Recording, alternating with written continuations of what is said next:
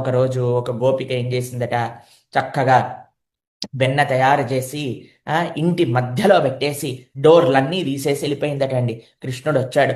ఏయ్, ఆ ఎవర్రా వీళ్ళు ఇంత ధైర్యంగా డోర్లన్నీ ఓపెన్ చేశారు బృందావనంలో, మనం ఉండంగా, గజ దొంగ ఉండంగా అని ఆశ్చర్యపోయాడట. అయినా సరే మన వాడికి ఎంత కాన్ఫిడెన్స్ తెలుసా అండి, ప్రాబ్లం ఉన్నా ట్రాప్ ఉన్నా పర్వాలేదు నేను వెళ్ళి జయిస్తా అని లోపలికి వెళ్ళిపోయి వెన్న లోపలి చేయబెట్టి బ్రహ్మాండంగా తింటున్నాడట. గోపిక వెనకాల నుంచి వచ్చేసిందట, కృష్ణుడు పట్టేసుకుందట.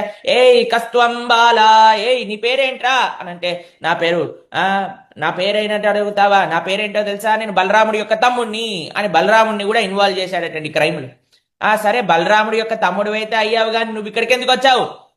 ఎందుకు, అయ్యో అయ్యో నేను ఇక్కడికి వచ్చానంటే ఏంటమ్మా, ఇది మా ఇల్లు కాదా అన్నాడటండి. పాపం ఆ గోపిక షాక్ లోకి వెళ్ళిపోయిందట. వారిని ఎన్న అబద్ధాలు ఆడుతున్నారు, మీ ఇంటికి వస్తూ వచ్చావు కానీ ఈ కుండలో చేయబెట్టి ఏం చేస్తున్నావురా అంటే, ఏం లేదమ్మా, మాకు చిన్ని తెల్ల దూడు ఉండేది, అది ఎక్కడ పోయిందో కనిపించట్లేదు, నీ దాంట్లో ఉందేమో, ఈ వెన్న పాత్రలో ఉందేమో అని ఎతుకుతున్నాను, ఎందుకంత లొల్లి చేస్తావు అని అన్నాడటండి. ఆ గోపిక ఆశ్చర్యపోయిందట.